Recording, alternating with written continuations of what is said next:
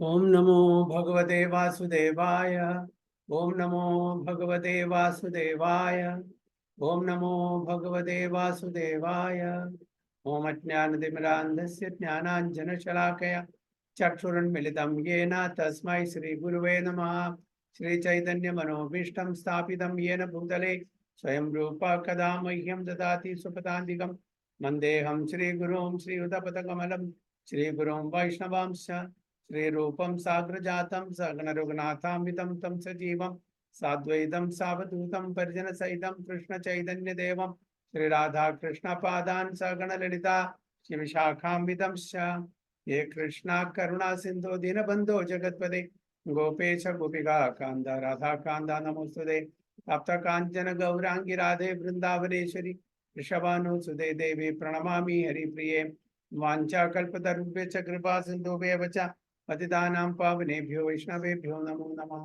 नमः ओं विष्णुपादाय कृष्णपृष्ठाय भूतले श्रीमते भक्तिवेदान्त स्वामिनिधि नामिने नमस्ते सारस्वती देवे गौरवाणी प्रचारिणे निर्विशेष शून्यवादी पाश्चात्य देशतारिणे जय श्री कृष्ण चैतन्य प्रभु नित्यानंद श्री अद्वैत गदाधर श्रीवासादि गौर भक्त वृंदा हरे कृष्णा कृष्ण कृष्ण हरे हरे हरे राम राम राम हरे हरे।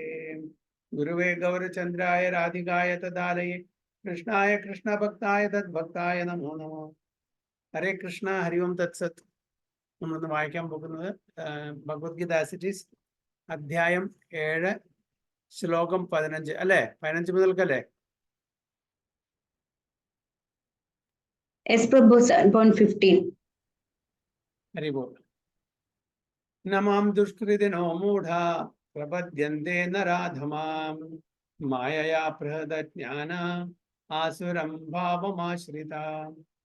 നമാം ദുഷ്കൃതിനോ മൂഢാ പ്രപദ്യന്തെ നരാധമാം മായയാ പ്രഹൃതജ്ഞാന ആസുരം ഭാവമാശ്രിതാ. പാർവതി മാതാജി ആൻഡ് രൂപേശ്വരി മാതാജി. हरे कृष्णा। नामां दुष्कृतिनो मूढा प्रपद्यन्ते नराधमा मायाया प्रहत ज्ञाना आसुरां भावमाश्रिता। हरि बोल.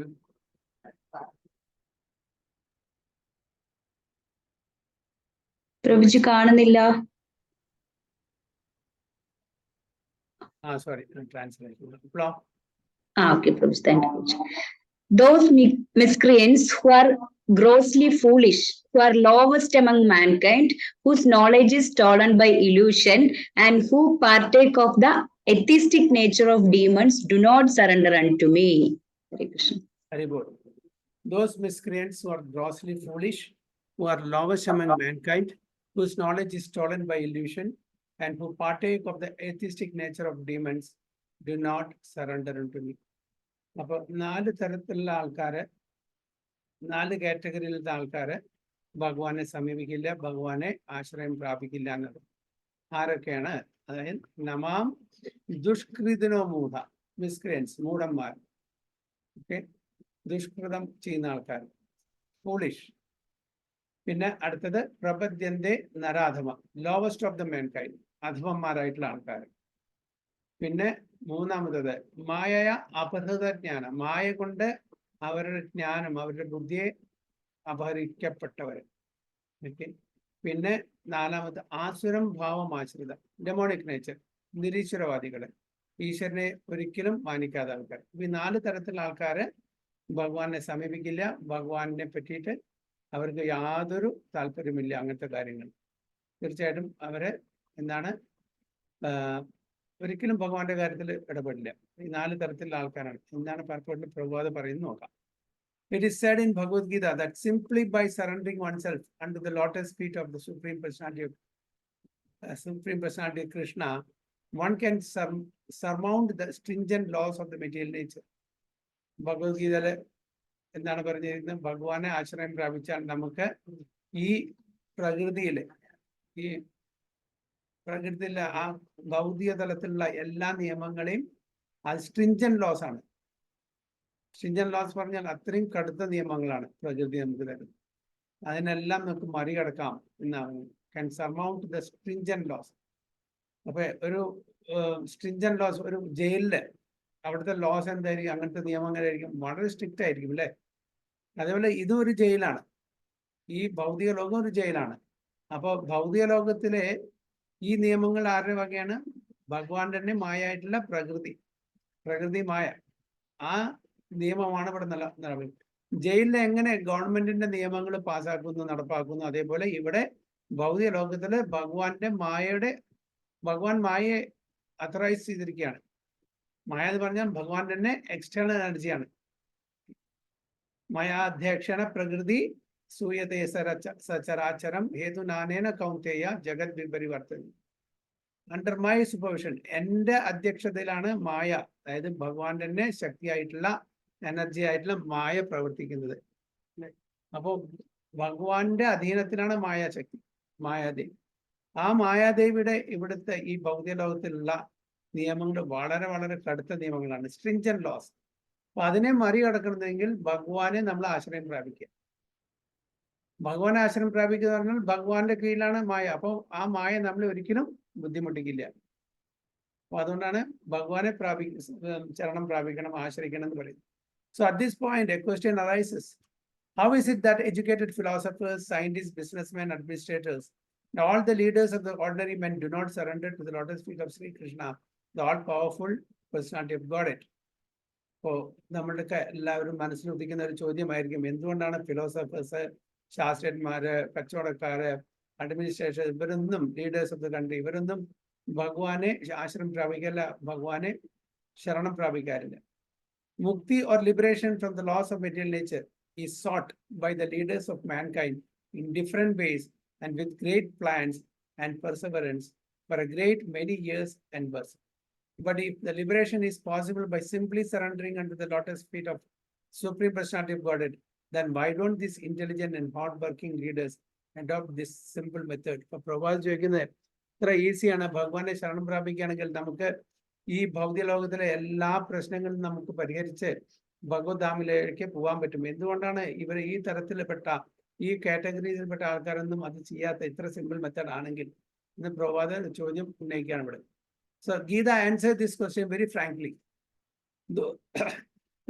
Those really learned leaders of society like Brahma, Shiva, Kapila, the Kumaras, Manu, Vyasa, Devala, Ashita, Janaka, Prahlada, Bali, and later on Madhavacharya, Ramanujacharya, Sri Chaitanya Mahaprabhu, and many others, who are faithful philosophers, politicians, educators, scientists, etc., surrendered to the lotus feet of the Supreme Person, the all powerful authority. എന്താണ് പറയുന്നത്? ഈ പറയുന്ന എല്ലാ മിക്കവാറും ഇതെല്ലാം മഹാജനങ്ങളാണ്, മഹജ്ജനങ്ങളാണ്. ഇവരെല്ലാം ഭഗവാനെ ശരണം പ്രാപിക്കുന്നു, ആശ്രയിച്ചിട്ടാണ്. എല്ലാം the all powerful authority. Those who are not actually philosophers, scientists, educators, administrators, etc., but who pose themselves as such for material gain, do not accept the plan of or path of Supreme. അപ്പൊ മറ്റവരൊക്കെ ആ കാറ്റഗറിയില് so called philosophers, so called politician, educators, scientist, ഇവരൊന്നും ശരിക്കുള്ള സയന്റിസ്റ്റോ പൊളിറ്റീഷ്യൻസോ അല്ലെങ്കിൽ educators അല്ല. അവരൊക്കെ മുഖം മൂടി മാത്രം, വിട്ടുതിരിക്കുക മാത്രം. അവർ ശരിക്കുള്ള ഫിലോസഫേഴ്സ് ആണെങ്കിൽ, അല്ലെങ്കിൽ സയന്റിസ്റ്റ് ആണെങ്കിൽ, അല്ലെങ്കിൽ എഡ്യൂക്കേറ്റേഴ്സ് ആണെങ്കിൽ തീർച്ചയായിട്ടും അവർക്ക് ഈ ജ്ഞാനം ഉണ്ടായിരിക്കും. അവർ തീർച്ചയായിട്ടും ഭഗവാനെ ശരണം പ്രാപിക്കുകയും ചെയ്യും. They have no idea of God. They simply manufacture their own worldly plans and consequently complicate the problems of material existence in their vain attempts to solve them. So, അവർക്ക് ഈ ഭഗവാന്റെ കാര്യങ്ങളിലോ ഭഗവാൻ തന്നിരിക്കുന്ന ഗ്രന്ഥങ്ങളിലോ, അതായത് ഭഗവത്ഗീത, ഭാഗവതം തുടങ്ങിയുള്ള ഗ്രന്ഥങ്ങളിലോ അവർക്ക് വിശ്വാസമില്ല. ശരിക്കുള്ള സയൻസ് പറഞ്ഞാൽ ശാസ്ത്രീയമായിട്ടുള്ള സയൻസ് ആണ്, മറ്റേതൊക്കെ ഭൗതിക തലത്തിലുള്ള സയൻസ് ആണ്. ഭൗതിക തലത്തിലുള്ള സയൻസ് നമ്മുടെ സർവൈവലിന് മാത്രം ഉപയോഗിക്കുന്നതാണ്. പാപ്പി പേഡ് ക സവാൽ അല്ലെ, നമ്മുടെ സർവൈവലിന് വേണ്ടി മാത്രമാണ്. മറ്റേത് ശരിക്കുള്ള സയൻസ് പറഞ്ഞാൽ ഞാൻ ആരാണ്, ഞാൻ എവിടുന്ന് വരുന്നു, എവിടേക്ക് പോകുന്നു, ഭഗവാൻ ആരാണ്, ഈ കാര്യങ്ങളാണ് നമ്മളുടെ അസ്തിത്വം മനസ്സിലാക്കുക.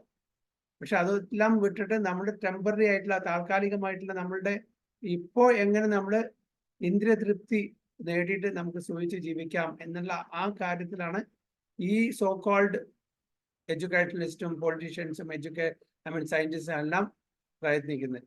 എങ്ങനെ കൂടുതൽ ഭൗതിക തലത്തിൽ ഇന്ദ്രിയ തൃപ്തി നേടി നമുക്ക് സുഖമായിട്ട് ജീവിക്കാം, അതിലാണ് അവർക്ക് ഇൻട്രസ്റ്റ്. അപ്പൊ ശരിക്കുള്ള ജ്ഞാനം അവർക്കില്ല, ജഡവിദ്യയാണ് അവർക്കുള്ളത്.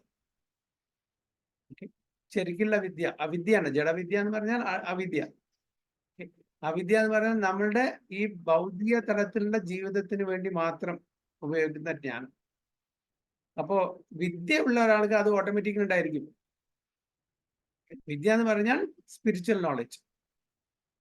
ആ സ്പിരിച്വൽ നോളജ് ആർക്കുണ്ടോ ഓട്ടോമാറ്റിക്കലി അവർക്ക് എങ്ങനെ ഈ ഭൗതിക ലോകത്തിൽ ജീവിച്ച് ഈ ഭവസാഗരം മറികടക്കാം എന്നുള്ള ആ നോളജും അവർക്ക് കിട്ടും. എങ്ങനെ നമ്മൾ സർവൈവ് ചെയ്യാം, എങ്ങനെ how to keep the body and soul together, എങ്ങനെ നമ്മൾ സർവൈവ് ചെയ്യാം നിത്യേന, അതും അവർക്കുണ്ടായിരിക്കും. പക്ഷെ മറ്റുള്ളവർക്ക് എന്താണ് ഭൗതിക തലത്തിലുള്ളതുള്ളൂ. ദ സോ കോൾഡ് എഡ്യൂക്കേഷനിസ്റ്റിനും സയന്റിസ്റ്റിനും പൊളിറ്റീഷ്യൻ ആൻഡ് ഫിലോസഫേഴ്സും.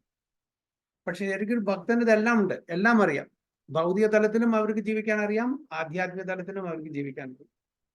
അതാണ് ഇവിടെ വ്യത്യാസം. അപ്പോ നമ്മൾ പറയും ഒരു is A philosopher, is A scientist, is educator. പക്ഷെ ശരിക്കും നോക്കുകയാണെങ്കിൽ അവര് ആ തരത്തിലുള്ള ആ ജ്ഞാനം നേടിയില്ല. കാരണം വെച്ചാൽ അവർക്ക് ഈ ഭൗതിക ലോകത്തിലെ ജ്ഞാനമുള്ളൂ. ഞാൻ ആരാണ് ചോദിച്ചാൽ അവർക്ക് അവരുടെ ഐഡന്റിഫിക്കേഷൻ, ഞാൻ ഇന്ത്യനാണ്, ഞാൻ രമേശാണ്, ഞാൻ പൈലറ്റാണ്, ഞാൻ ഡോക്ടറാണ്, ഈ ഒരു തരത്തിലുള്ള ആ ഒരു ബോഡ്ലി കൺസെപ്ഷനുള്ള നോളജ് മാത്രമേ അവർക്കുള്ളൂ. അതാണ് ഇവിടെ പറയുന്നത്. They have no idea of God. ഭഗവാനെ പറ്റിയിട്ട് യാതൊരു ഇതും അറിയില്ല. വാസ്തവ വസ്തു അല്ലെ, ആരാണ് അബ്സല്യൂട്ട് ട്രൂത്ത്? വാസ്തവ വസ്തു പറഞ്ഞാൽ അബ്സല്യൂട്ട് ട്രൂത്ത്. ആ ഭഗവാനെ പറ്റിയിട്ട് അവർക്ക് അറിയില്ല. They simply manufacture their own worldly plans and consequently complicate the problems of material existence in their vain attempts to solve them. അവർക്ക് ഭൗതിക തലത്തിലുള്ള പ്രശ്നങ്ങൾ ഉണ്ടായിരിക്കും. അത് ഭൗതിക തലത്തിലുള്ള സൊല്യൂഷൻ കൊണ്ടാണ് അവർ പരിഹരിക്കാൻ നോക്കുന്നത്. ഒരിക്കലും നടക്കില്ല. പ്രശ്നം എങ്ങനെ ആയിക്കോട്ടെ, നമുക്ക് സ്പിരിച്വൽ സൊല്യൂഷനെ മാത്രമേ നടക്കുള്ളൂ. പ്രഭാത് വളരെ ക്ലിയർ ആയിട്ട് പറയുന്നുണ്ട്. ഭൗതിക തലത്തിലുള്ള പ്രോബ്ലം ആയാലും ശരി, എന്ത് പ്രോബ്ലം ആയാലും ശരി, സ്പിരിച്വൽ സൊല്യൂഷൻ മാത്രമേ നടക്കൂ. Because material energy, nature is so powerful, it can resist the unauthorized plans of the atheists and baffle the knowledge of planning commissions. അപ്പോൾ ശരിക്കും അവരെ ബാഫിൾ ചെയ്യും. അവരുടെ എല്ലാ പ്ലാനിങ് കമ്മീഷൻസും എല്ലാം ഫെയിൽ ആവും. കാരണം അവർ മെറ്റീരിയൽ സൊല്യൂഷനാണ് ട്രൈ ചെയ്യുന്നത്. Material problem and material solution ഒരിക്കലും നടക്കില്ല എന്നാണ് പറയുന്നത്.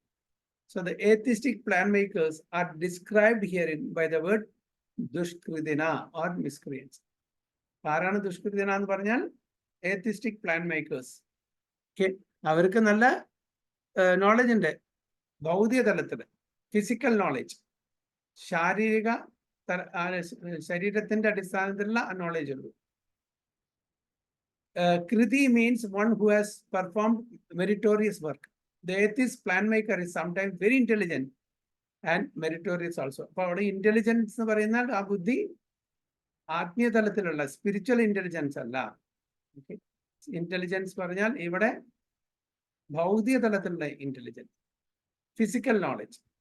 Because any gigantic plan, good or bad, must take intelligence to execute. ബുദ്ധിയുണ്ട്, പക്ഷെ ആ ബുദ്ധി ശരിക്കുള്ള ഈ നമ്മുടെ മനുഷ്യ ബുദ്ധി എന്തിനാണ് ഉപയോഗിക്കേണ്ടത്? നമ്മൾ ഈ ഭവസാഗരം കടക്കാൻ വേണ്ടിയിട്ടാണ്, മുക്തിക്ക് വേണ്ടിയിട്ടാണ്. കാരണം ഈ സ്ഥലം, ഈ ഭൗതിക ലോകം ദുഃഖാലയം, അശാശ്വതം എന്ന് ഭഗവാൻ വളരെ ക്ലിയർ ആയിട്ട് പറഞ്ഞിട്ടുണ്ട് ഭഗവത്ഗീതയിൽ. അപ്പൊ ഈ ദുഃഖാലയത്തിൽ നിന്ന് എങ്ങനെ മറികടക്കാം, അതിനുള്ള വഴിയാണ് നമുക്ക് ഭഗവത്ഗീതയും ഭാഗവതം മറ്റ് ഗ്രന്ഥങ്ങളും പഠിപ്പിച്ചു തരുന്നത്. അത് ഇവർക്കറിയില്ല.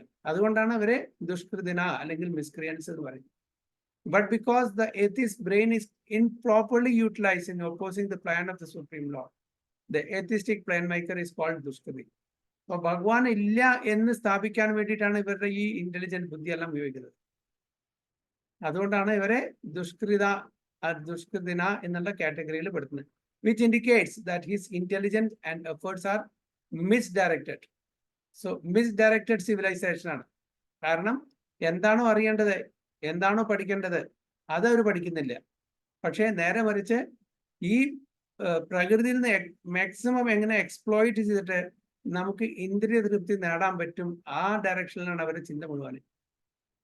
അല്ലാണ്ട് ജയിലിൽ നിന്ന് പുറത്തു കിടക്കാനുള്ള വഴിയല്ല. ജയിലിൽ എത്രത്തോളം കൂടുതൽ നമുക്ക് ആസ്വദിക്കാം സാധിക്കും, അതാണ് അവരുടേത്. അപ്പൊ ഒരാള് ഒരു കുറ്റവാളി ശിക്ഷിക്കപ്പെട്ടാൽ, ജയിലിലടച്ചാൽ, ഓക്കെ, ആ ജയിലിൽ നിന്ന് പുറത്തു വരാൻ നോക്കണോ, അതോ ജയിലിൽ തന്നെ കൂടുതൽ കൂടുതൽ ഫെസിലിറ്റീസ് കൊടുക്കണം? ഇപ്പൊ ഇങ്ങനത്തെ ആൾക്കാർ അതാണ് ചെയ്യുന്നത്. ജയിലിൽ നമ്മുടെ AC വേണം, അല്ലെങ്കിൽ ലാപ്ടോപ്പ് വേണം, അല്ലെങ്കിൽ TV വേണം, അങ്ങനെയുള്ള ആ ഫെസിലിറ്റീസ് ഒക്കെ നേടാൻ വേണ്ടിയാണ് അവർ നോക്കുന്നത്. ജയിലിൽ നിന്ന് പുറത്തു വരുന്നില്ല. അതേപോലെ നമ്മളും ഇങ്ങനെ സോക്കോൾഡ് പ്ലാൻ മേക്കേഴ്സ്, അവരും അതാണ് ചെയ്യുന്നത്. ഈ ഭൗതിക ലോകത്തില്, ഈ ദുഃഖാലയം അശാശ്വതമായിട്ടുള്ള ഈ ലോകത്തില് കൂടുതൽ കൂടുതൽ മെറ്റീരിയലി അവരെ എൻജോയ് ചെയ്യാൻ വേണ്ടി നോക്കുക, എക്സ്പ്ലോയിറ്റ് ചെയ്തിട്ട്, പ്രകൃതിയെ എക്സ്പ്ലോയിറ്റ് ചെയ്തിട്ട്. പക്ഷേ ഒരു ലിമിറ്റ് ഉണ്ട്, അല്ലേ? എല്ലാറ്റിനും ഒരു ലിമിറ്റ് ഉണ്ട്. കൂടുതൽ എക്സ്പ്ലോയിറ്റ് ചെയ്യുമ്പോൾ എന്താണ്, നമ്മൾ തിരിച്ചടിക്കും. അത് മനസ്സിലാക്കുന്നില്ല. അപ്പൊ ഇന്നത്തെ കാലത്ത് കൂടുതൽ നമ്മൾ പ്രകൃതിയെ അതിനെ എക്സ്പ്ലോയിറ്റ് ചെയ്തിട്ട് നമുക്ക് തന്നെ അത് ഒരു പാറയായിട്ട് വരികയാണ്. അപ്പൊ നമ്മള് ഭഗവാന്റെ ആഗ്രഹം എന്താണോ അതിന് അലൈനായിട്ട് നമ്മൾ പോകണം. അപ്പൊ അവരുടെ ബുദ്ധി എന്ന് പറയുന്നത് ശരിക്കുള്ള കാര്യത്തിനല്ല, ശരിക്കുള്ള ലക്ഷ്യം നേടാൻ വേണ്ടിയിട്ടല്ല അവർ ബുദ്ധി ഉപയോഗിക്കുന്നത്. അപ്പൊ അതാണ് ആദ്യത്തെ ദുഷ്കൃതന എന്ന് പറയുന്നത്. നമാം ദുഷ്കൃതനോ മൂഢ. In the Gita, it is clearly mentioned that the material energy works fully under the direction of the Supreme Lord. It has no independent authority. ഞാൻ നേരത്തെ പറഞ്ഞ പോലെ മയാധ്യക്ഷേന പ്രകൃതി സൂയതേ സചരാചരം ഹേതു നാനേന കൗന്തേയ ജഗത് വിപരിവർത്തതി. അത് ഭഗവത്ഗീതയിൽ ഭഗവാൻ വളരെ ക്ലിയർ ആയിട്ട് പറയുന്നുണ്ട്. ഭഗവാന്റെ എനർജി ആയിട്ടുള്ള മായാദേവി ഭഗവാന്റെ അധീനതയിലാണ്. ഭഗവാൻ എന്താണോ ആഗ്രഹിക്കുന്നത് അത് പ്രകാരം അത് വർക്കുള്ളൂ, ഫങ്ഷൻ ചെയ്യുന്നു. So it works as the shadow moves. Okay, നമ്മൾ നടക്കുന്ന സമയത്ത് നമ്മുടെ ഷേഡോ നമ്മളുടെ നടത്തേണ്ട ആ ഡയറക്ഷനിൽ അത് മൂവ് ചെയ്തുകൊണ്ടിരിക്കും. അതേപോലെ തന്നെ ഭഗവാന്റെ ഷേഡോ ആണ് മായാദേവി, മായ, എക്സ്ട്രാ എനർജി. അപ്പോൾ ഭഗവാൻ എങ്ങനെയാണോ ആഗ്രഹിക്കുന്നത് അത് പ്രകാരം മായാദേവിയും ഫങ്ഷൻ ചെയ്യും, in accordance with the movements of the object. But still material energy is very powerful, and the atheist, due to his godless temperament, cannot know how it works, nor can he know the plan of the Supreme Lord. അപ്പോ മായ അല്ലെങ്കിൽ പ്രകൃതി, ഭഗവാന്റെ extra energy, നമ്മൾ ഒരിക്കലും അതിനെ നമ്മളുടെ അധീനത്തിൽ കൊണ്ടുവരാൻ പറ്റില്ല. നമ്മളുടെ അധീനത്തിൽ എപ്പോഴാണ് മായാദേവി നമുക്ക് ഫേവറബിൾ ആയിട്ട്, അല്ലെങ്കിൽ എക്സ്ട്രാ എനർജി നമുക്ക് ഫേവറബിൾ ആയിട്ട് എപ്പോഴാണ് വരിക?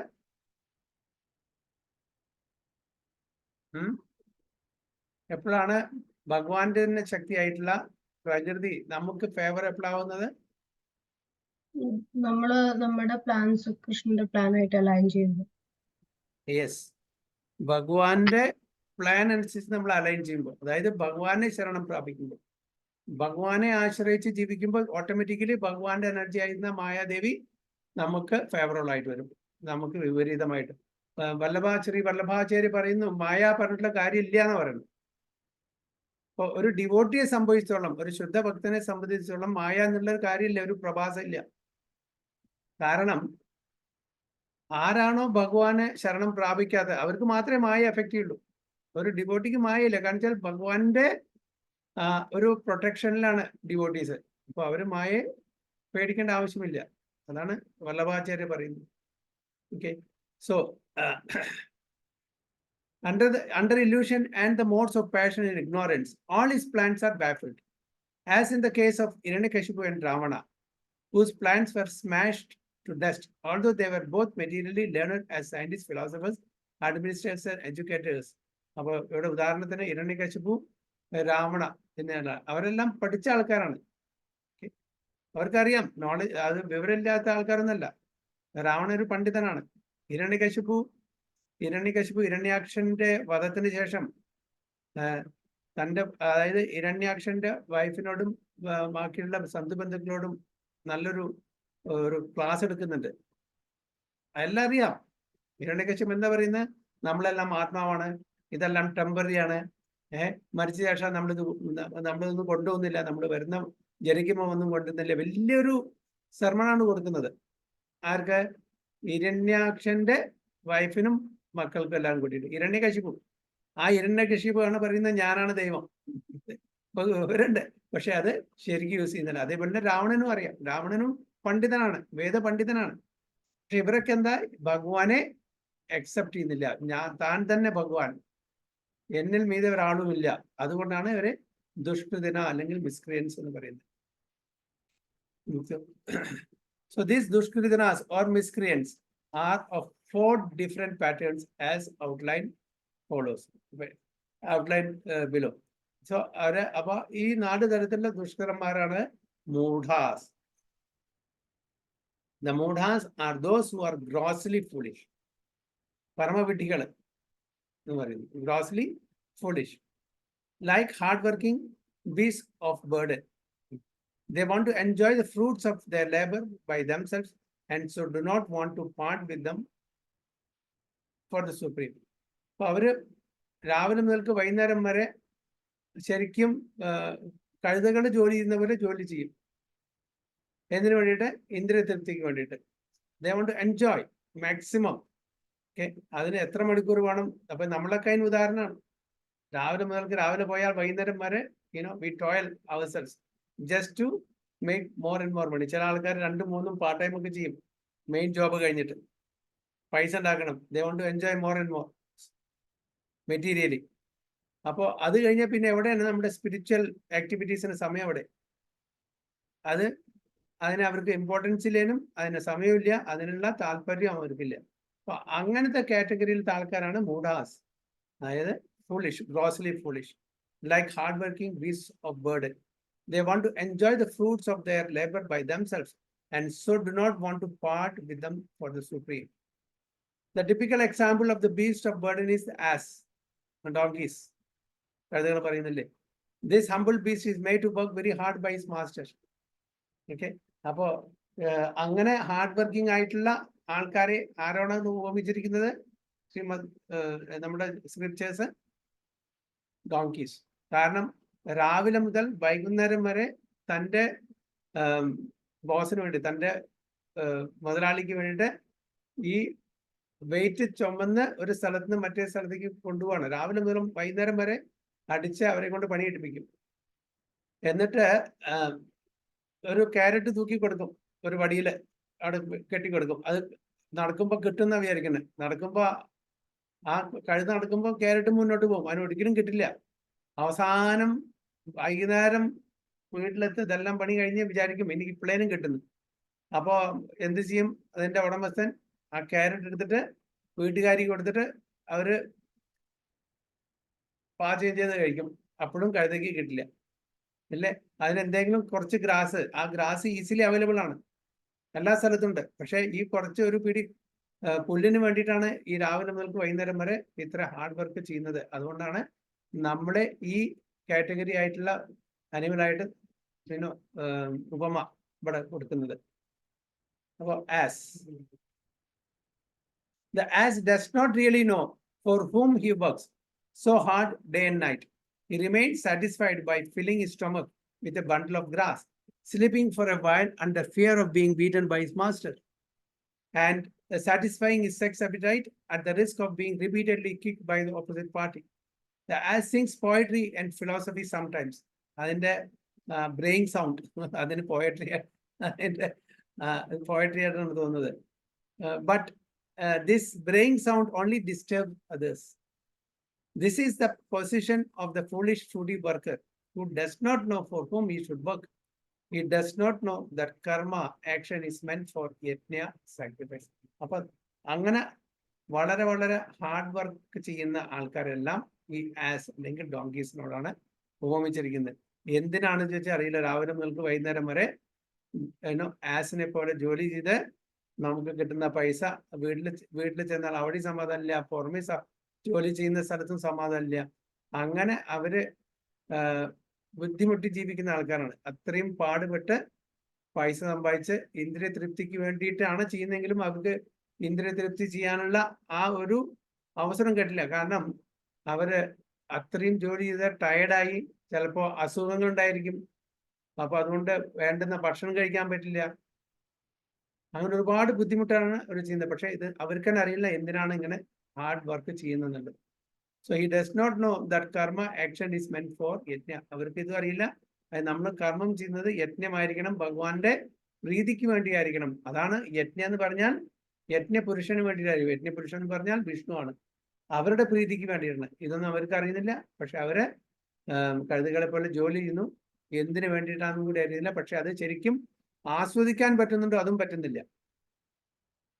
പല കാരണങ്ങളും കൊണ്ട് അത് അവർക്ക് അവർ സമ്പാദിച്ചിട്ടുള്ള ആ കാര്യങ്ങൾ ആസ്വദിക്കാനും പറ്റുന്നില്ല. Most often those who work very hard day and night to clear the burden of self-created duties say that they have no time to hear the immortality of the living being. അപ്പോൾ അവരിങ്ങനെ രാവിലെ മുതൽ വൈകുന്നേരം വരെ ഇങ്ങനെ hard വർക്കിൽ engage ആയതുകൊണ്ട് അവർക്ക് സമയം കിട്ടില്ല ഭഗവാന്റെ കാര്യങ്ങളിൽ കേൾക്കാനും ഭഗവാന്റെ ഡിവോഷണൽ ആക്ടിവിറ്റീസ്, ഭക്തിത സേവനം ചെയ്യാനുള്ള സമയമൊന്നും അവർക്ക് കിട്ടില്ല എന്നാണ് പറയുന്നത്.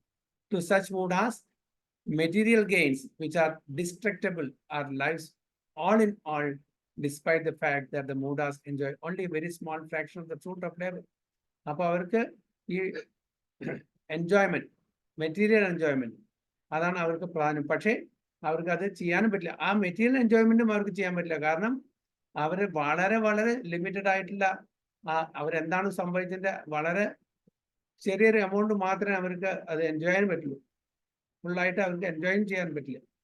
Sometimes they spend sleepless days and nights for fruity gain, and although they may have ulcers or indigestion, they are satisfied with practically no food. They are simply absorbed in working hard day and night for the benefit of illusory masters. അപ്പോൾ അവര് രാപ്പകല് തൻ്റെ മാസ്റ്റേഴ്സിന് വേണ്ടി ജോലി ചെയ്യുന്നു. അവർക്ക് എന്താ പറയുക, ഇങ്ങനെ കൂടുതൽ വർക്ക് ചെയ്യുകൊണ്ട് അവരുടെ ശരീരം, അവരുടെ ആ ഹെൽത്തും നല്ലതായിരിക്കില്ല. അതുകൊണ്ട് അവർ സമ്പാദിച്ച പൈസ അവർക്ക് എൻജോയ് ചെയ്യാൻ പറ്റില്ല, നല്ലൊരു ഭക്ഷണം വാങ്ങി കഴിക്കാൻ പറ്റില്ല. ആ പകല് ജോലി ചെയ്തിട്ട് അവർക്ക് അങ്ങനെ ഒരു എൻജോയ്മെന്റ് നടക്കില്ല. കാരണം ഒരുപാട് അസുഖങ്ങൾ അവരെ ബാധിക്കുന്നു. അപ്പൊ അതുകൊണ്ട് അത് ആ പൈസയും അവർക്ക് എൻജോയ് ചെയ്യാൻ പറ്റില്ല എന്നാണ് പറയുന്നത്. So ignorant of their real master, the foolish workers waste their valuable time serving mammon. അപ്പോൾ ശരിക്കുള്ള മാസ്റ്ററെ സേവിക്കാതെ താൽക്കാലികമായിട്ടുള്ള ഇവിടെ സോക്കോൾ മാസ്റ്റേഴ്സിനെ സേവനം ചെയ്ത് അവരുടെ ജീവിതം അവർ പാഴാക്കാണ് ചെയ്യുന്നത് എന്നത്. Unfortunately they never surrendered to the supreme master or all masters, nor do they take time to hear of him from the proper source. അവരൊരിക്കലും സുപ്രീം മാസ്റ്ററിന് സറണ്ടർ ചെയ്യില്ല. അവരെ പറ്റി മനസ്സിലാക്കാനോ പഠിക്കാനോ അതിനുള്ള റൈറ്റ് സോഴ്സ് അവർ കണ്ടെത്തൂല്ല. The swine who eat the night soil do not care to accept sweetmeats made of sugar and ghee. Similarly, the foolish worker will untiringly continue to hear the sense enjoyable things of the flickering mundane world, but will have very little time to hear about the eternal living force that moves material world. വേറൊരു ഉദാഹരണം, ഇവർക്ക് എത്ര തന്നെ രസഗുള്ളയും ഗുലാബ് ജാമുൻ കൊടുത്താലും അവർക്ക് അത് ഇതില്ല. അവർക്ക് എന്താണ് സ്വയം എന്ന് പറഞ്ഞാൽ പിഗല്ലേ അല്ലേ? സ്വയം എന്ന് പറഞ്ഞാൽ പിഗല്ലേ?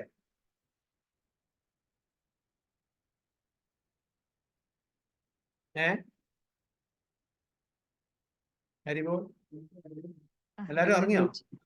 ഇല്ല ഇല്ല, ടിമി നോക്കുന്നുണ്ടോ? പ്രഭു, അതെ പ്രഭു. അതെ, സ്വയം എന്ന് പറഞ്ഞാൽ പിഗാണ്. നോക്കിയതായിരുന്നു അല്ലേ?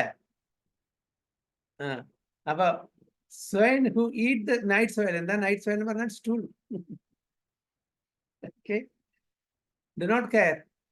അത് ഏതൊരു ക്ലാസ്സിൽ കേട്ടു, രാധാനാഥ് സ്വാമി പറഞ്ഞിട്ട് അവരുടെ അവരെന്താണ് കമ്പയർ ചെയ്യുന്നത് വെച്ചാൽ അവരുടെ ഡബിൾ സ്റ്റൂൾ ആണെന്ന്. they eat the human stool and they become devil stool. So അവർക്ക് ഗുലാബ് ജാം കൊടുത്തിട്ടോ രസഗുള കൊടുത്തിട്ടോ കാര്യമില്ല. അപ്പൊ നമ്മളെ അങ്ങനത്തെ കാറ്റഗറിയിലാണ് ഉപയോഗിക്കുന്നത്. കാരണം നമ്മുടെ ഈ ഭൗതിക ലോകത്തിലെ ഈ ടെമ്പററി ആയിട്ടുള്ള സോ കോൾ ഹാപ്പിനെസ്സിന് വേണ്ടിയിട്ട് നമ്മൾ പ്രയത്നിക്കുന്നത്. ആക്ച്വൽ ഹാപ്പിനെസ് എവിടെയോ ആണ്, അത് നമ്മൾ മറന്ന് ഈ മെറ്റീരിയൽ ഹാപ്പിനെസ്സിന് വേണ്ടിയിട്ടാണ് നമ്മൾ.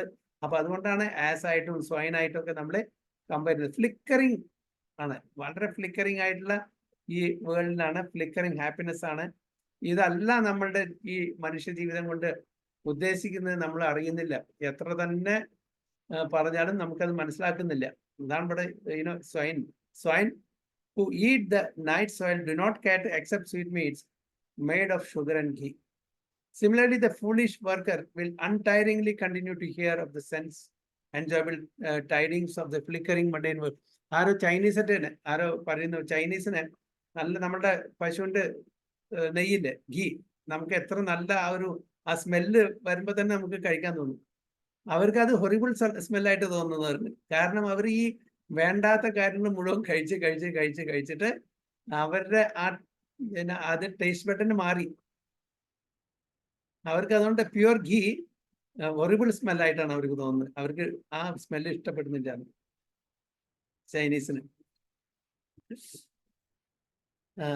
So the foolish worker will untiringly continue to hear of the sense enjoyable tidings of the flickering mundane world, but will have very little time to hear about the eternal living force that moves the vitay world. അപ്പോൾ ശരിക്കുള്ള ആത്മാവിനെ പറ്റിയിട്ടും പരമാത്മാവിനെ പറ്റിയിട്ടും അവർക്ക് മനസ്സിലാക്കാനോ അതിനെപ്പറ്റി ചർച്ച ചെയ്യാനോ ഈ ലോകം എങ്ങനെയാണ് ഫങ്ഷൻ ചെയ്യുന്നത്. ഓക്കെ, ഈ ലോകം എന്ന് പറയുന്നത് ജഡമാണ്. ആ ജഡത്തില് ആത്മാവില്ലെങ്കിൽ എങ്ങനെ വർക്ക് ചെയ്യാം? പരമാത്മാവില്ലെങ്കിൽ എങ്ങനെ ഇത് വർക്ക് ചെയ്യാം? നമ്മളുടെ ഇപ്പൊ ശരീരം ഈ ദേഹമാണ്. ഈ ദേഹത്തിന്റെ ഉള്ളിൽ ആത്മാവില്ലെങ്കിൽ അതെങ്ങനെ ഫങ്ഷൻ ചെയ്യാം? അപ്പൊ അതിനെപ്പറ്റി നമ്മൾ അറിയാൻ ഒരിക്കലും ശ്രമിക്കുന്നില്ല. ഈ ജഡമായിട്ടുള്ള ശരീരത്തിന്റെ ആ ഒരു തൃപ്തിക്ക് വേണ്ടിയിട്ട് മാത്രമാണ് നമ്മളെല്ലാം പരിശ്രമിക്കുന്നത്. അപ്പൊ അതുകൊണ്ടാണ് നമ്മളെ ഇങ്ങനെ ഈ 4 കാറ്റഗറിയിൽ പെടുത്തിയപ്പോ നമ്മളുടെ ശാസ്ത്രം തന്നെ നമ്മളെ എന്തിനാണ് ഇങ്ങനെയുള്ള മൃഗങ്ങളെ കൊണ്ടാണ് ഉപമിക്കുന്നത്. So another class of Dushkriti or miscreant is called Naradhama, or the lowest of mankind. Nara means human being, and Adhama means the lowest of the mankind. Out of the 8,400,000 different species of living beings, there are 400,000 human species. അപ്പോൾ നമുക്കറിയാം 84 lakhs ജീവജാലങ്ങളുണ്ട്. അതിൽ വെള്ളത്തിൽ ജീവിക്കുന്നതും കരയിൽ ജീവിക്കുന്നതും മൂവിങ്ങും non മൂവിങ്ങും എല്ലാം കൂടിയിട്ട് 8,400,000. അതിൽ 400,000 മാനവജാതിയാണ്, human species. Out of this, there are numerous lower forms of human life that are mostly uncivilized. ഈ 400,000 സ്പീസിൽ കുറെ ഭാഗം ആൾക്കാര് uncivilized. Civilized, uncivilized. ആരെ സിവിലൈസ്ഡ് എന്ന് പറയാം, ആരെ അൺസിവിലൈസ്ഡ് എന്ന് പറയാം? എങ്ങനെ നമുക്ക് കാറ്റഗറൈസ് ചെയ്യാൻ പറ്റും? ഹൂ ഇസ് നമ്മളുടെ ഇന്നത്തെ കാലത്ത് നമ്മൾ ഈസ് എ സിവിലൈസ്ഡ് പേഴ്സൺ.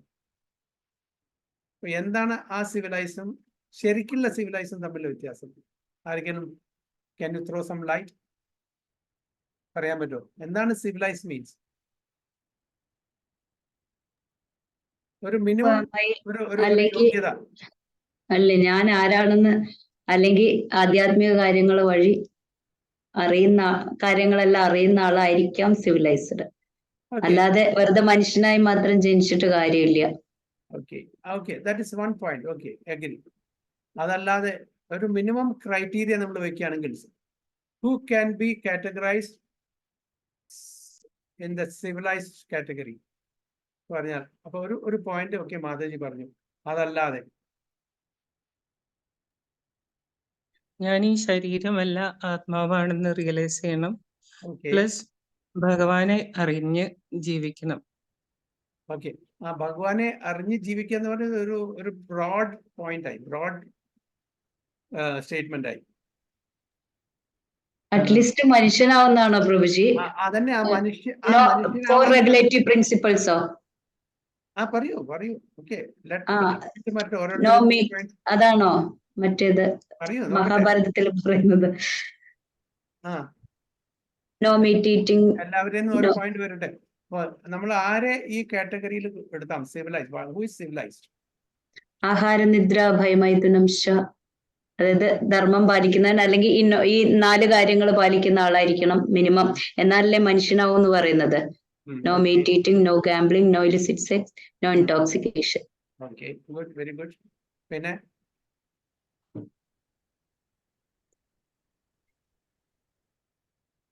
അല്ലാതെ ഓക്കെ, കുറെ പോയിന്റ്സ് വന്നു. വേറെ വല്ലതും എന്തെങ്കിലും പോയിന്റ്സ്?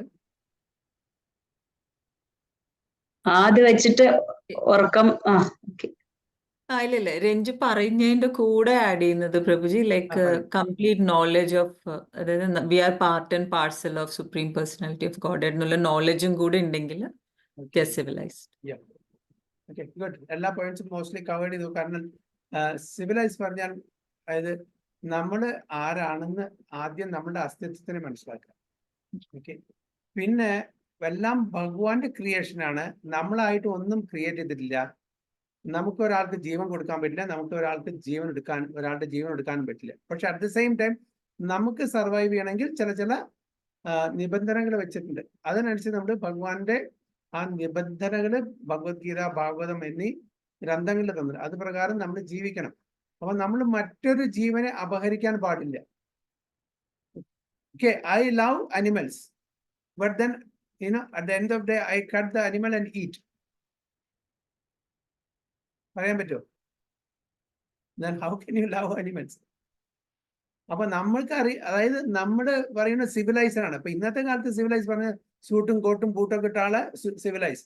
അയാൾ ചെയ്യുന്ന പ്രവൃത്തി നോക്കുന്നില്ല, എക്സ്റ്റേണൽ അപ്പിയറൻസ് മാത്രമേ നോക്കുള്ളൂ.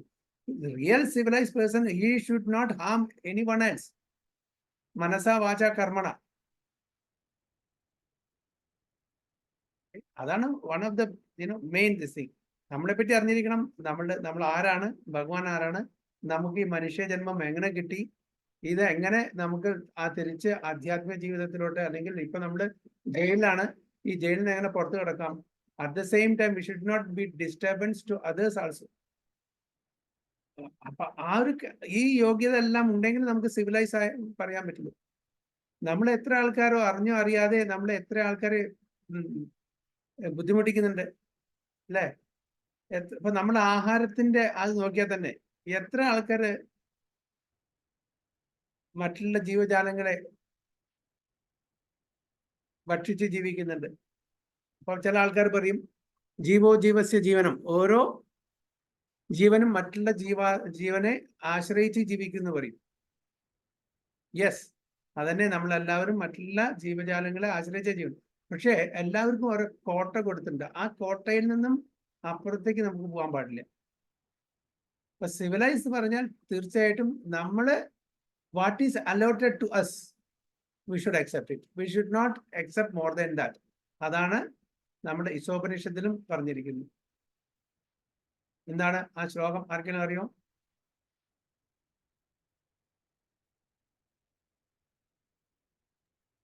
ഈശാവാസ്യമിതം സർവം യത്കിഞ്ചാം ജഗത്യാം ജഗത് തേന തെക്തേന ഭുഞ്ചിത മകൃത കശ്യസുദ്ധനം.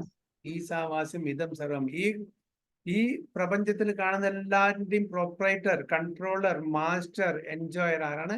ഈശ. ഈശ മീൻസ് ഭഗവാൻ അല്ലെ? കൺട്രോളർ. സർവം, എല്ലാവർക്കും, എല്ലാ ജീവജാലങ്ങൾക്കും ജീവിക്കാൻ വേണ്ടി ഭഗവാൻ ഓരോ കോട്ട കൊടുത്തിട്ടുണ്ട്. ആ കോട്ടയിൽ നിന്നുകൊണ്ട് നമ്മൾ ജീവിക്കണം. അതിന് അപ്പുറത്തേക്ക് നമ്മളെ എൻക്രോച്ച് ചെയ്യാൻ പാടില്ല. ഒരു ആനയ്ക്ക് കൊടുത്ത കോട്ട എന്ന് പറഞ്ഞാൽ പട്ട, അതിന്റെ ഭക്ഷണം, അതിന്റെ സർവൈവലിന്. അതൊരു നരിയോ പുലിയോ അല്ലെങ്കിൽ വേറെ വല്ല ജീവനുള്ള, അതായത് അനിമൽസിനെ കൊന്ന് തിന്നില്ല. എല്ലാ മൃഗങ്ങളും, എല്ലാ ജീവജാലങ്ങളും, മനുഷ്യരൊഴികെ അവരുടെ കോട്ടയിൽ നിന്ന് വ്യതിചലിച്ച് അവര് ഒന്നും ചെയ്യില്ല. പക്ഷെ മനുഷ്യർ മാത്രമാണ് ഇതിനെ എക്സ്പ്ലോയിറ്റ് ചെയ്യുന്നത്. അപ്പോ നമ്മൾ എങ്ങനെ സിവിലൈസ് എന്ന് പറയും? അപ്പൊ ഭഗവത്ഗീതയും ഭാഗവതത്തിന്റെയും അടിസ്ഥാനത്തിൽ നമ്മൾ സിവിലൈസ്ഡ് അല്ല. നമ്മൾ ഈ കോട്ടയിൽ നിന്നിട്ടില്ലെങ്കിൽ, അപ്പൊ ഈ കോട്ട എന്താണ് ഭഗവാൻ പറഞ്ഞിട്ടുണ്ട്, അത് പ്രകാരം നമ്മൾ ചെയ്തില്ലെങ്കിൽ നമ്മൾ സിവിലൈസ്ഡ് ആണ്. നമ്മള് ഒരു അറിഞ്ഞോ അറിയാതെ മനസാ വാചാ കർമ്മണം മറ്റുള്ള ജീവജാലങ്ങൾക്ക് ഉപദ്രവമായിട്ട് തീരാൻ പാടില്ല. ഡിഫെൻഡ് ചെയ്യാം, തീർച്ചയായിട്ടും. നമ്മളെ വല്ലവരും ആക്രമിക്കുകയാണെങ്കിൽ നമുക്ക് ഡിഫെൻഡ് ചെയ്യാനുള്ള അതുണ്ട്. അപ്പൊ ഇതെല്ലാം മനസ്സിലാക്കി മറ്റുള്ളവരെ ബുദ്ധിമുട്ടിക്കാണ്ട് ഞാൻ ആരാണെന്ന്, ഭഗവാൻ ആരാണ്, ഈ മനുഷ്യ ജന്മത്തിന്റെ ഉദ്ദേശം എന്താണ് എന്നെല്ലാം മനസ്സിലാക്കി to keep the body and soul together, അതിനെന്താണോ ആവശ്യം അതനുസരിച്ച് ജീവിക്കുന്ന ഒരു വ്യക്തിയാണ് സിവിലൈസ്ഡ്. അപ്പൊ അതുകൊണ്ടാണ് പറയുന്നത്, out of these there are numerous lower forms of human life that are mostly uncivilized. അതെല്ലാം അൺസിവിലൈസ്ഡ് ആണ്. അപ്പൊ ഇതിന് ഭഗവാന്റെ ഇൻസ്ട്രക്ഷന് വിപരീതമായിട്ട് പോകുന്ന ആൾക്കാരെല്ലാം അൺസിവിലൈസ്ഡ്. അപ്പൊ സിവിലൈസ്ഡ് ആൾക്കാർ വളരെ കുറച്ചേ ഉണ്ടാവുള്ളൂ. അതാണ് 400,000 സ്പീഷീസ് കൊടുത്തിരിക്കുന്നത്. ആ ഡിഫറെന്റ് പെർമ്യൂട്ടേഷൻ കോമ്പിനേഷനുള്ള കോൺഷ്യസ്നെസ് ലെവലാണ്. സത്വഗുണം, രജോ ഗുണം, തമോ ഗുണം എന്നുള്ള ആ ഡിഫറെന്റ് പെർമ്യൂട്ടേഷൻ കോമ്പിനേഷനിലാണ് കോൺഷ്യസ്നെസ്. അതിൽ സത്വഗുണത്തിൽ നിൽക്കുന്ന ഒരു വ്യക്തിയായിരിക്കും, പ്രിഡോമിനന്റ്ലി സത്വഗുണത്തിൽ നിൽക്കുന്ന ഒരു വ്യക്തിയായിരിക്കും ആര്, സിവിലൈസ്ഡ്. അവർ ഇങ്ങനത്തെ കാര്യങ്ങളിലൊന്നും ഏർപ്പെടില്ല അനാവശ്യമായിട്ട്. എന്താണോ ഭഗവാൻ പറഞ്ഞിരിക്കുന്നത്, എങ്ങനെ ജീവിക്കണം ഒരു മനുഷ്യൻ എന്ന് പറഞ്ഞിട്ടുണ്ട്, ചില ക്രൈറ്റീരിയ ഒക്കെ ഉണ്ട്, അതനുസരിച്ച് ജീവിക്കുന്നതായിരിക്കും. പാഷനിലോ ഇഗ്നോറൻസോ ജീവിക്കുന്ന ആളായിരിക്കില്ല. അപ്പോൾ അതാണ് ഇവിടെ പറയുന്നത്, out of these there are numerous lower forms of human life that are mostly uncivilized. അതാണ് നരാധമ. അപ്പൊ നമ്മള് എല്ലാം നരാധമന്മാരായിരുന്നു. ഇപ്പോ ആണോ ചോദിച്ചാൽ to a certain extent we are improving. ഇപ്പോഴും ആ ടൈറ്റിൽ നമ്മൾ കംപ്ലീറ്റും വിട്ട് മാറിയിട്ടുണ്ടായിരിക്കില്ല. അപ്പോൾ നോൺ വെജിറ്റേറിയൻ എന്നുള്ള ആ ഒരു ക്രൈറ്റീരിയ മാത്രമല്ല, അതല്ലാണ്ട് ഒരുപാട് വേറെ ക്രൈറ്റീരിയ നമ്മൾ ഫുൾഫിൽ ചെയ്യാണ്ട്, എന്നാൽ മാത്രമേ സിവിലൈസ് കാറ്റഗറിയിൽ വരുന്നത്. So the civilized human beings are those who have regulative principles of social, political and religious life. അപ്പൊ നിങ്ങൾ എല്ലാവരും പറഞ്ഞ പോലെ റിലിജൻ, ധർമ്മം പാലിക്കുന്നവരായിരിക്കും. അപ്പൊ ധർമ്മം, അപ്പോ ആ സ്പിരിച്വൽ കോഡ്സ് എന്താണ് നമ്മൾ അറിഞ്ഞിരിക്കണം. അപ്പൊ അതിന്ന് വ്യതിചലിച്ച് ജീവിക്കുന്ന ആൾക്കാർ സിവിലൈസ്ഡ് ആയിരിക്കില്ല. അതേപോലെ സോഷ്യൽ, പൊളിറ്റിക്കൽ, റിലീജിയസ് ഈ ആദർശങ്ങൾ നമ്മൾ പാലിക്കുന്ന ആൾക്കാരായിരിക്കും. Those who are socially and politically developed but who have no religious principle must be considered naradam. അവർ സോഷ്യലി പൊളിറ്റിക്കലി അവർ ഓക്കെയാണ്, പക്ഷേ സ്പിരിച്വൽ വാല്യൂസ് അവർ ചെയ്യുന്നില്ലെങ്കിൽ they are termed as, they are categorized as naradhamas. Nor is religion without God religion, because the purpose of following religious principle is to know the supreme truth and man's relation with him. അപ്പോ ചില ആൾക്കാർ ഞാൻ ധർമ്മം പാലിക്കുന്നില്ല പക്ഷെ ഈശ്വരനിൽ വിശ്വസിക്കുന്നില്ല, അത് നടക്കില്ല. റിലിജിയൻ എന്ന് ഉള്ള തന്നെ ഈ ഭഗവാൻ ആണ് ഈ റിലീജിയസ് ടെനറ്റ്സ് നമുക്ക് തന്നിരിക്കുന്നത്, അല്ലേ? ഈ റിലീജിയസ് ടെനറ്റ്സ് നമുക്ക് തന്നിരിക്കുന്നത് ഭഗവാനാണ്. അപ്പൊ നമ്മള് ബാക്കിയുള്ള കാര്യങ്ങൾ പക്ഷെ ഭഗവാനെ മാനിക്കുന്നില്ല പറഞ്ഞാൽ again they are termed as naradhamas.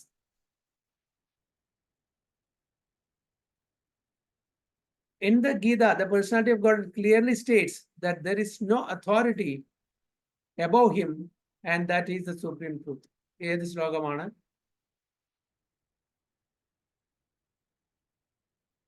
In the Bhagavad Gita, the personality of God clearly states that there is no authority above him and that he is the supreme truth. അദ്ദേഹമല്ലാതെ മത്തഃ പരതരം നാന്യത്. Yes. മത്തഃ പരതരം നാന്യത് കിഞ്ചിത് അസ്തി ധനഞ്ജയ മയി സർവം ഇതം പ്രോതം സൂത്രേ മണി ഗണായിവ. ഞാനല്ലാതെ വേറൊരു ശക്തിമില്ല എന്ന് ഭഗവാൻ വളരെ clear ആയിട്ട് പറയുന്നുണ്ട്. The civilized form of human life is meant for man's reviving the lost consciousness of his eternal relationship with the supreme truth, the personality of God, Sri Krishna, who is all powerful. അതാണ് നമ്മളുടെ ലക്ഷ്യം തന്നെ. നമ്മൾ to revive our lost consciousness. നമ്മളുടെ ഇപ്പോഴത്തെ consciousness എന്താന്ന് പറഞ്ഞാൽ ശാരീരിക അവബോധമാണ്. ഞാൻ ഈ ശരീരമാകും, ഞാൻ രമേശാണ്, ഞാൻ ഇന്ത്യനാണ്, ഞാൻ കറുത്തിട്ടാണ്, ഞാൻ വെളുത്തിട്ടാണ്, ഞാൻ അക്കൗണ്ടന്റ് ആണ്, ഞാൻ മാനേജറാണ്. ഇതെല്ലാം ടെമ്പററി ഡിസിഗ്നേഷൻസ് ആണ്, ഉപാധികളാണ്. ഇതിൽ നിന്നും അങ്ങ് ഉയരണം. ഞാൻ ജീവാത്മാ, ഭഗവാന്റെ പാർട്ട് ആൻഡ് പാർസലാണ്. ഞാൻ എൻ്റെ സ്വന്തം കഴിവുകൾ കൊണ്ട് ഈ ഭൗതിക ലോകത്തിൽ വന്നുപെട്ടിരിക്കുന്നതാണ്. അങ്ങനെ ഇപ്പൊ ഭഗവത്ഗീതയും ഭാഗവതത്തിന്റെയും ആചാര്യന്മാരുടെയും എല്ലാവരുടെയും സഹായത്തോടെ എനിക്ക് റിവൈവ് ചെയ്യാനുള്ള ഒരു അവസരമാണ് എനിക്ക് ഈ മനുഷ്യ ജീവിതം എന്ന് മനസ്സിലാക്കണം. റിവൈവ് ചെയ്തിട്ട് I should reunite with the supreme Lord. ആ ഒരു ലിങ്കിങ് പ്രോസസ്, അതാണ് യോഗ. അപ്പോൾ ഭഗവാനെ മനസ്സിലാക്കാനും ആ ഭഗവാന്റെ ധാമിലേക്ക് പോകാനുള്ള ഒരേ ഒരു സുവർണ അവസരമാണ് ഈ മനുഷ്യ ജീവിതം എന്ന് മനസ്സിലാക്കണം. So whoever loses this chance is classified as Naradhama. അപ്പൊ ആലോചിച്ച് നോക്കും, നരാധമ എന്നുള്ളത് 99.99% ആൾക്കാരും നരാധമ എന്നുള്ള കാറ്റഗറിയിൽ പെടും. So call scientist, educators, philosophers, ഇവരെല്ലാം പെടും.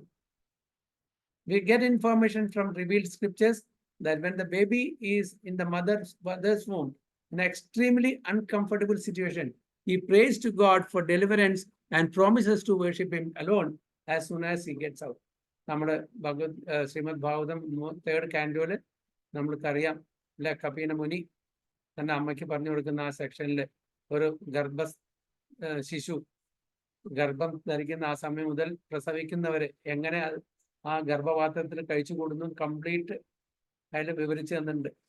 അപ്പൊ ആ സമയത്ത് വേദന സഹിക്കാതെ അതിന് ഭാഗ്യമുണ്ടെങ്കിൽ എത്രയോ പഴയ ജന്മത്തിലത്തെ കാര്യങ്ങളെല്ലാം ഓർമ്മ കൊടുക്കും ഭഗവാൻ.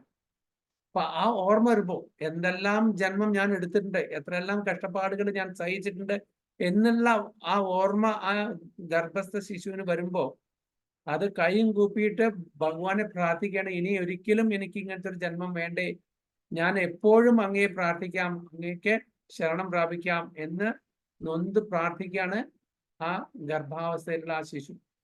പക്ഷേ പ്രസവിച്ച ഉടനെ എന്താണ് മായ ക്യാച്ചസ്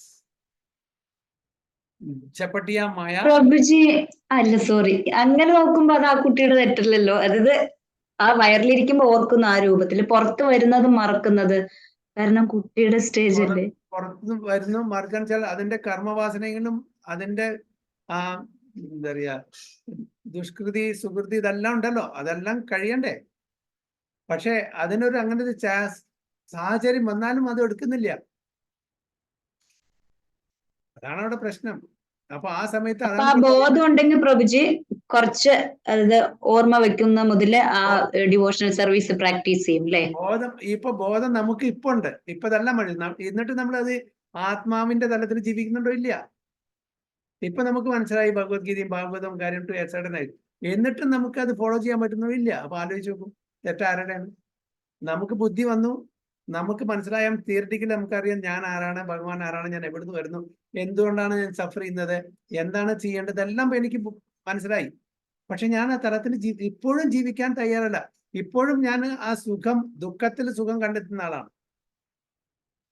ഓരോ സുഖത്തിലും ദുഃഖം ഒളിഞ്ഞു കിടക്കുന്നുണ്ടെന്നുള്ള ആ സത്യാവസ്ഥ എനിക്കറിയാം. പക്ഷെ എങ്കിലും ആ സുഖത്തില് ഞാൻ രമിക്കാൻ ശ്രമിക്കുന്ന ആൾക്കാരാണ്. അറിയാം ഇതിന്റെ പിന്നെ ഒരു സുഖത്തിന്റെ പിന്നാലെ ഉടനെ തന്നെ ഒരു ദുഃഖം വരുന്നുണ്ട് നമുക്കറിയാം ഇല്ലേ. അപ്പൊ ആ ശിശുവിന്റെ കാര്യം പറയേണ്ട കാര്യം, നമ്മൾ മെച്ചോർഡായി, ബുദ്ധി വന്നു, നമുക്ക് ഈ കാര്യങ്ങളെല്ലാം മനസ്സിലായി, എന്നിട്ടും ആ തലത്തിലേക്ക് നമ്മൾ ജീവിക്കാൻ ശ്രമിക്കുന്നില്ല എന്നാണ് പറയുന്നത്. അതാണ് ഇവിടെ പറയുന്നത്. Mother's womb, an extremely uncomfortable situation. He prays to God for deliverance and promises to worship him alone as soon as he gets out. പക്ഷെ അത് ചെയ്യുന്നില്ല, പ്രോമിസ് മാത്രമേ ഉള്ളൂ.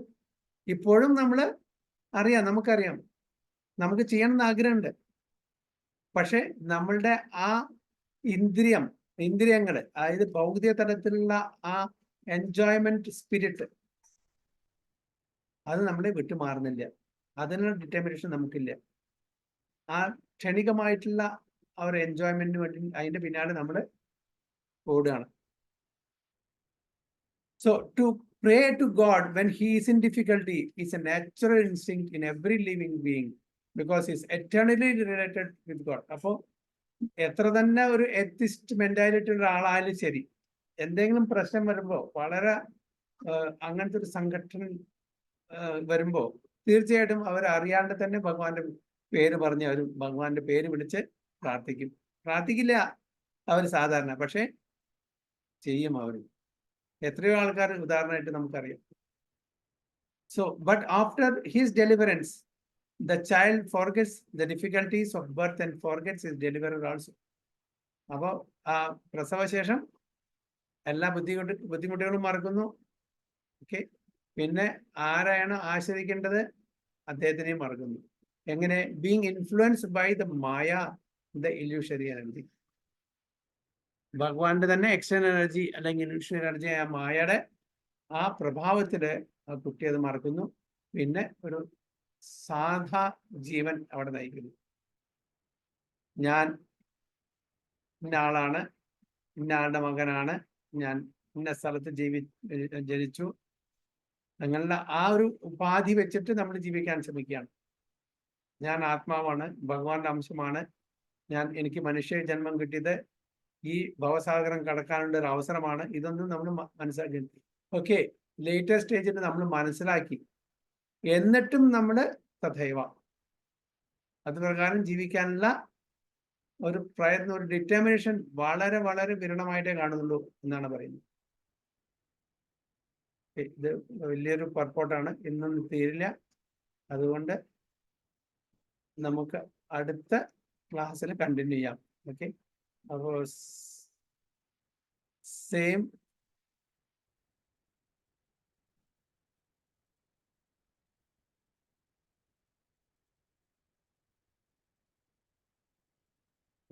മാർക്ക് ചെയ്താൽ മതി ഈ പാരഗ്രാഫ്. അടുത്ത ക്ലാസ്സിൽ ഈ പാരഗ്രാഫ് നമുക്ക് വായിക്കാം. നമ്മൾ ഒന്ന് കഴിഞ്ഞ് രണ്ടാമത്തെ തുടങ്ങിയിട്ടുള്ളൂ. നരാധമ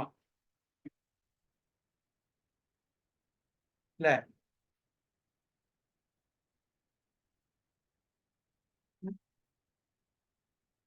ഹരേ കൃഷ്ണ. അല്ല, നോട്ട് ചെയ്തില്ലേ അത്?